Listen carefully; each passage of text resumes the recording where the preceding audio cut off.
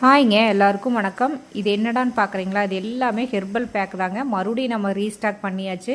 நிறைய பேர் ஆர்டர் பண்ணிகிட்டே இருக்கீங்க.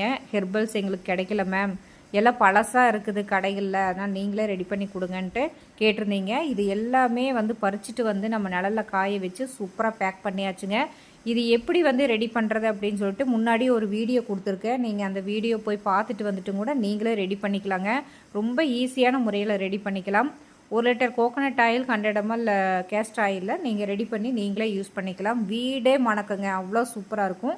அப்படி ரெடி பண்ண முடியல அப்படின்னா நீங்கள் இந்த மாதிரி ஹேர் ஆயில் நாங்களே ரெடி பண்ணி கொடுக்குறோம். நீங்கள் அப்படியும் கூட வாங்கிக்கலாங்க, வாங்கி யூஸ் பண்ணிக்கலாம். அதனால் 100% ரிசல்ட் கன்ஃபார்முங்க. என் பொண்ணுக்கும் கூட முடி அடர்த்தி இல்லாமல் வளராமல் ரொம்ப கஷ்டப்பட்டுட்டு இருந்தாங்க. இப்போ பார்த்தீங்கன்னா அவங்களுக்கு நீங்களே பாருங்கள் வீடியோவில் செம்மையான அடர்த்தி நல்லா க்ரோ ஆகிருக்கு. அதனால் 100% ரிசல்ட் கன்ஃபார்மாக கிடைக்கும். நீங்கள் ஹேர் ஆயிலாகவும் வாங்கிக்கலாம்.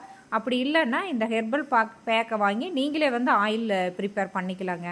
இதில் 25 மூலிகைகள் இருக்குங்க. எல்லாமே காய வச்சு ஃப்ரெஷ்ஷாக நம்ம நிழல்லையே காய வச்சு ரெடி பண்ணியிருக்கோம். அதனால் நீங்களே கைப்பட ரெடி பண்ணி ஆயில் ரெடி பண்ணி நீங்கள் யூஸ் பண்ணிக்கலாம். கண்டிப்பாக ஹேர் க்ரோத் ஆகுங்க.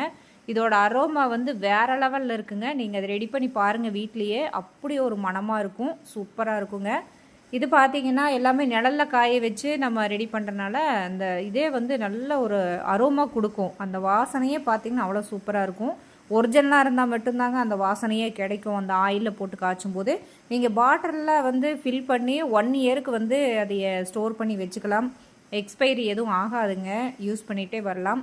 அதனால் தேவைப்படுறவங்க நீங்கள் வாட்ஸ்அப் நம்பரை காண்டாக்ட் பண்ணி வாங்கிக்கலாங்க.